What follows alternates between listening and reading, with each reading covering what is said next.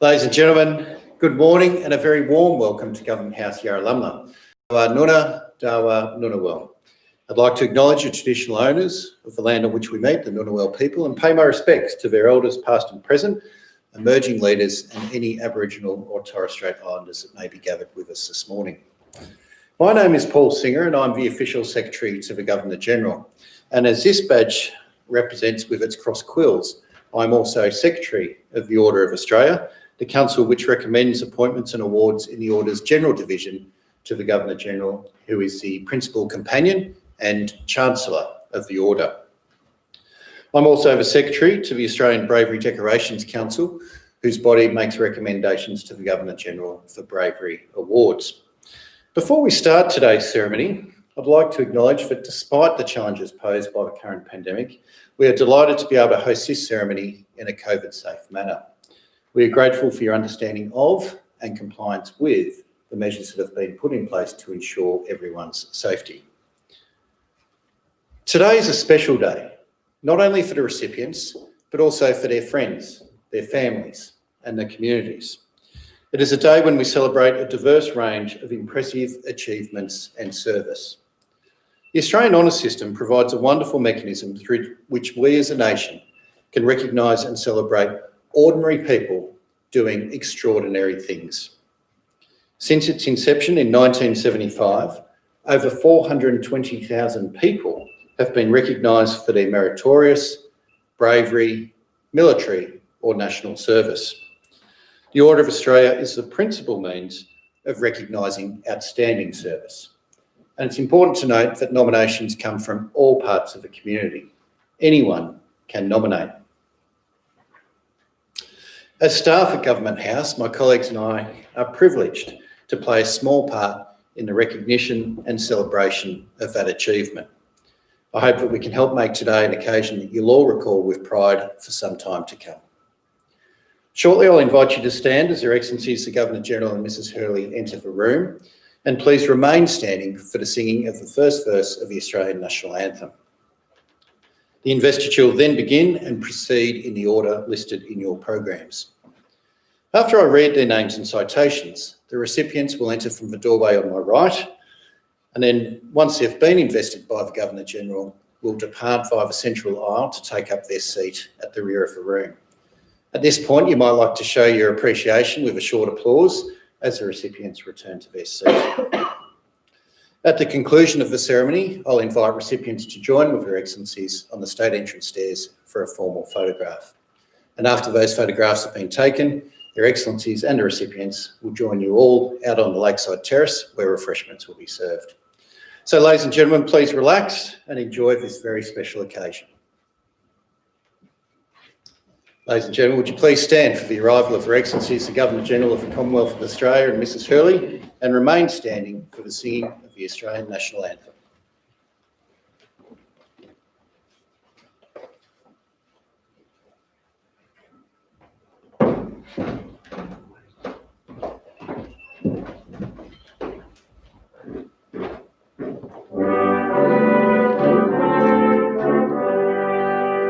Australians, all let us rejoice, for we are young and free.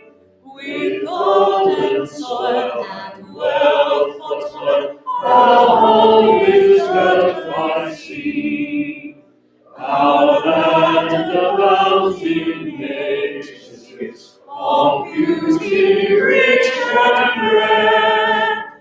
In history's page let every state advance Australia fair. In joyful strains then let us sing, advance Australia fair. Thank you. Please be seated.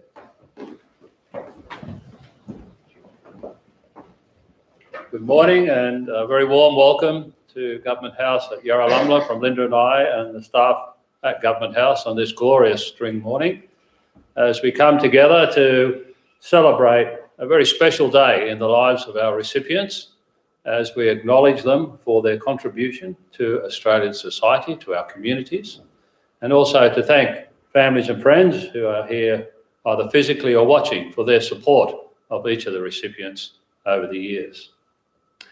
I begin by acknowledging that Government House at Yarralumla sits on the land of the Ngunnawal people, and I thank them for looking after this beautiful part of our country for generation after generation and pay respects to their elders past and present. You would have noticed today that it's an occasion with some pomp and some protocol, uniforms, a lot of people helping you, hopefully with friendly smiles. And that is as it should be, because this is a very special day. Indeed, it's it is the highlight of the calendar here at Government House when we recognise our fellow Australians. But it is also an Australian Government House, and I'm sure Paul has told you, please relax. You may smile, applaud at the appropriate time, and please thoroughly enjoy this very special day. One of the unique features, I believe, of our honours and awards system, which came into place in 1975 to replace the Imperial Award system, is that it rests on the nominations from the community for recognition. Ours is not a system where elites in Canberra or the state capitals look down and say someone is doing a great job, we should recognise them. Ours is a system in which the community nominates. Today you'll see people being acknowledged, particularly in the general or the civilian section of the order, for a variety of activities and contributions to their community. I want you to watch that and reflect, because at the conclusion of the ceremony, when I give my concluding speech, I'm going to issue you some homework. So be attentive. Linda and I have been in this appointment now for 13 months or so. Prior to that, as Governor of New South Wales for 4.5 years. During that period, New South Wales in particular and the other states suffered severe drought, and we've witnessed that. Last year, severe floods in northern Queensland and floods this year. Of course, our horrific bushfire season over the Christmas period last year, or this year and last year. And now a pandemic. We have been challenged as a country. Linda and I have spent the last 3.5 months with our travel somewhat constrained, using every known virtual meeting app known to man to link with the Australian community, leaders at various levels in our community, members of RFSs and CFAs, schools, and so on. After each of those interactions, we come away reinforced in our view about the strength, the quality, the character, the goodness of Australian people. I'm an optimist by nature, but I don't think I'm that much of an optimist that I can't see the strength in this country that's going to get us through what's ahead of us over the next 2 years. And today we will see a microcosm of that character, that strength amongst Australian people. You're fortunate in the sense that they're your family and your friends today. But for the broader Australian community that may be watching, this is what we are made of. So please enjoy this occasion, celebrate with the recipients, and on that note, I will now commence the formal ceremony. Thank you. Thank you, Your Excellency. Your Excellency, to be presented with the insignia of his appointment as a member in the General Division, Mr. Robert De Faigley, for significant service to the forestry industry through business and advisory roles. Mr. De Faigley has contributed significantly to forestry in Australia throughout his more than 40-year career in both the public and private sector. He's been one of our nation's leading forestry professionals, indispensable to national policy debate and reform, and a formidable advocate for a sustainable long-term industry. He's also provided dedicated service to a range of forest management and industry associations, both nationally and internationally. His knowledge and advice is sought by governance, and his commitment to Indigenous forestry and economic initiatives and enterprises is most noteworthy. Mr. De Faigley is held in high regard by his peers, and we are indebted to him for his service. Mr. Robert De Faigley, appointed a member of the Order. Thank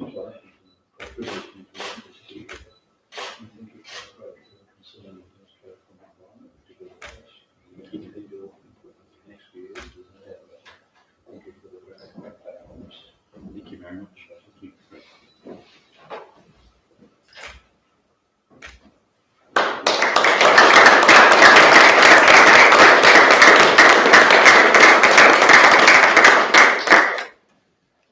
To be presented with the insignia of her appointment as a member in the Military Division, Group Captain Jennifer Fantini. For exceptional service in aerospace maintenance reform, maintenance productivity improvements, and aircraft maintenance interoperability strategy development for the Royal Australian Air Force. Group Captain Fantini has made a superb contribution to maintenance reform within Air Combat Group. She faced numerous challenges associated with the withdrawal of the F-111 fleet, along with the planned modification programs and the accelerated introduction of the Super Hornet. As head of the Maintenance Productivity Improvement Program, she applied engineering prowess to provide best return on investment whilst meeting the Chief of Air Force's requirements.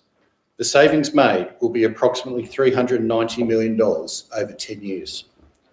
Her efforts in the development of the aircraft maintenance interoperability strategy will deliver a generational shift in how maintenance is undertaken well into the future.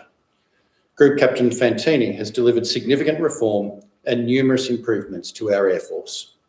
Group Captain Jennifer Fantini appointed a member of the Order.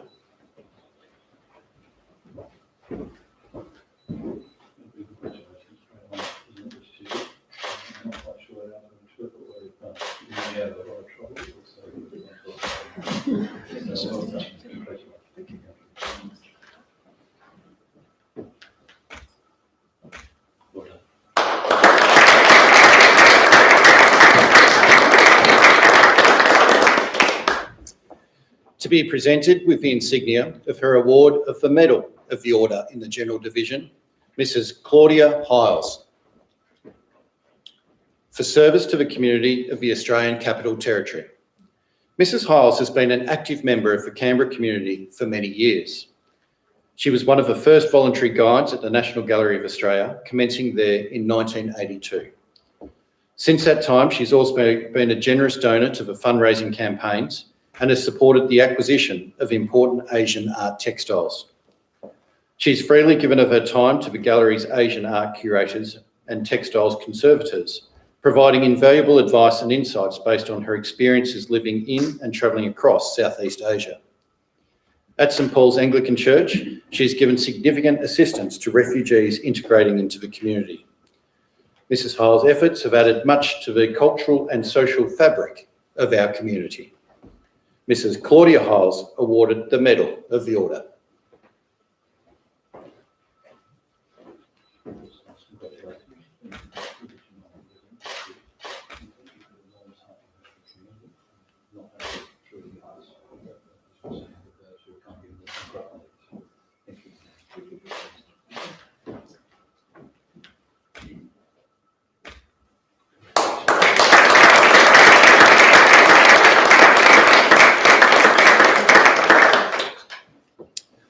To be presented with the insignia of his award of the Medal of the Order in the General Division, Mr. Alfred McCarthy, for service to the community of Yass.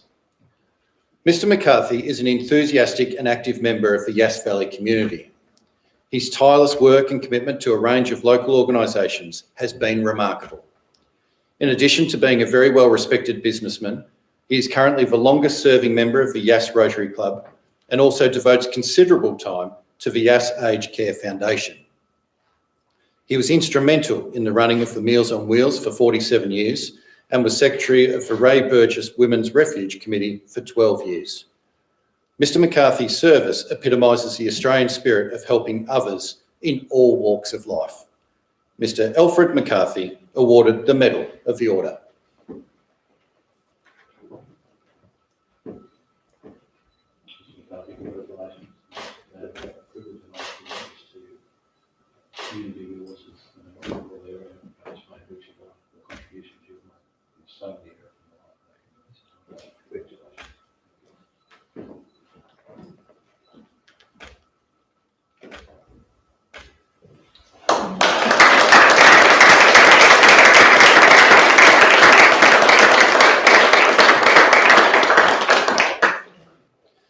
To be presented with the insignia of his award of the Conspicuous Service Cross, Warrant Officer Christopher Rowley, for outstanding achievement and dedication in his leadership of the Royal Australian Navy technical workforce.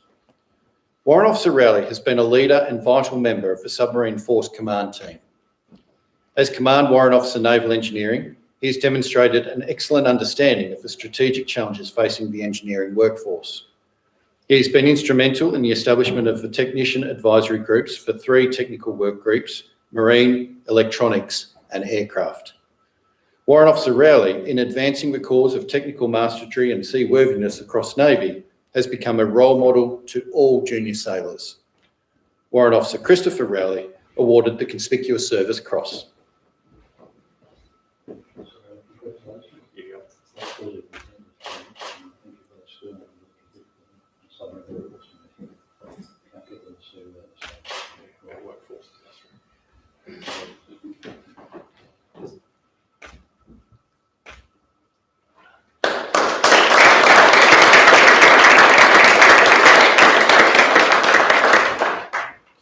To be presented with the insignia of his award of the Conspicuous Service Cross, Wing Commander Wayne Bradley, for outstanding achievement in the recruitment and retention of Aboriginal and Torres Strait Islander people in the Royal Australian Air Force.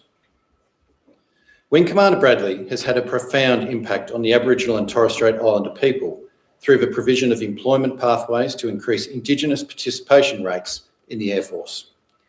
He developed a specific Indigenous recruitment model, along with the introduction of a range of culturally appropriate innovations. His efforts saw 160 Indigenous candidates presenting for recruitment in early 2019 alone. Wing Commander Bradley has, through his initiatives, built considerable goodwill and trust in the Air Force as a highly desirable employer of choice. Wing Commander Wayne Bradley, awarded the Conspicuous Service Cross.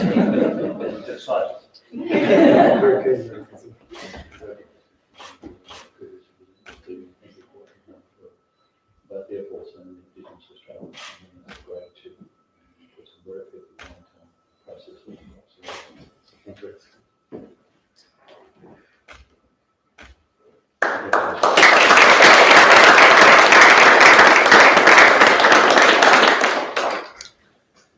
To be presented with the insignia of her award of the Conspicuous Service Medal, Leading Seaman Imogen Vincent, for meritorious achievement as the Boatswain's Mate Assistance Workgroup Manager at the Directorate of Naval Workforce Management. Leading Seaman Vincent displayed determination and foresight in identifying the need for a review of the Boatswain's Mate Workgroup. She undertook the strategic mapping and detailed analysis of over 1,000 individual sea and shore positions. She also led the production of the Boatswain's Mate Career Pathways model, which provides sailors the tools and ability to develop their career goals. Leading Seaman Vincent has directly contributed to the workforce capability in both the Royal Australian Navy and Australia's Defence Force. Leading Seaman Imogen Vincent, awarded the Conspicuous Service Medal.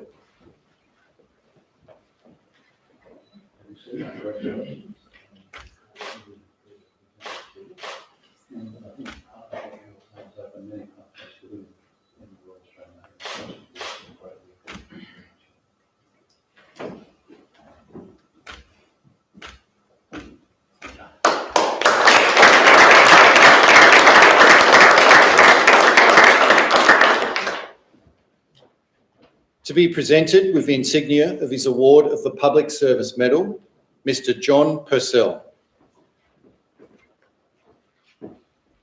for outstanding public service to federal financial relations and to the development of self-government in the Australian Capital Territory. Mr. Purcell was involved in realising self-government for the Australian Capital Territory in 1988. He has dedicated his career to ensuring the continued success of self-government model through his involvement in the Territory's funding arrangements. Since 1997, he's led the Federal Financial Relations team of the Chief Minister, Treasury and Economic Development Directorate. He's also undertaken wider policy development at the national level and within the Federal Financial Relations framework. Mr. Purcell's achievements and his commitment to the ACT community is most noteworthy. Mr. John Purcell, awarded the Public Service Medal.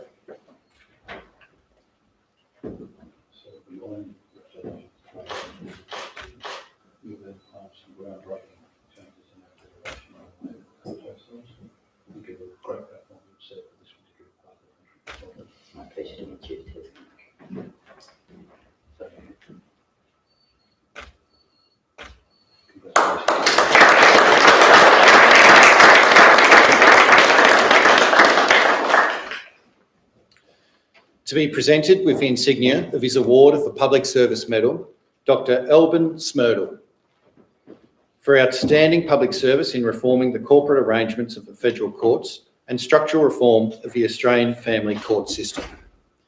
Dr. Smerdel has been deeply committed to the long-term reform of Australia's family courts. He's been the key policy architect in the development of innovative approaches to structural reform aimed at improving court efficiency in the family law jurisdiction. These reforms have led to improved processes and procedures, long-term financial sustainability, and better delivery of court services for the Australian community. Dr. Smerdel brings expertise and sound political judgment to his work, materially contributing to meeting the government's priorities of the day and enhancing the reputation of the Commonwealth Attorney-General's Department. Dr. Elben Smerdel awarded the Public Service Medal.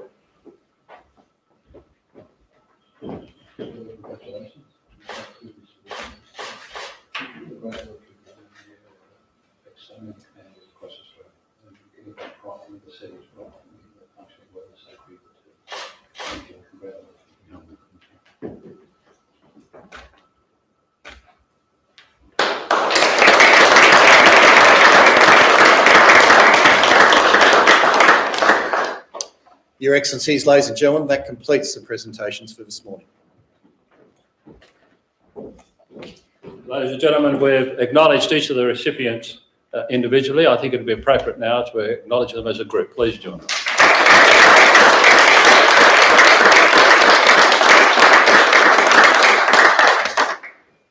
Well, now to your homework. You'll have noticed the range of activities and contributions that recipients have been acknowledged for. You know, back in your own home community, where you work, your business, your professional area, people who are doing exactly the same thing. As I said at the beginning, we depend on your nominations. So please return to your worksite, to your community, look around and nominate people who deserve to be recognised.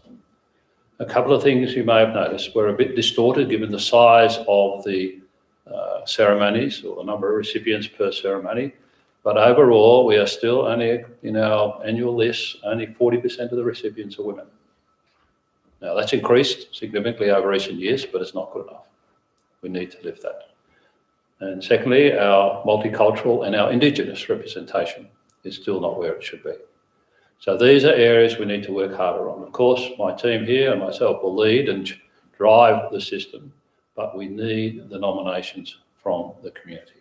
So please, I look forward in 2 years' time, marking the result of your homework in your hands.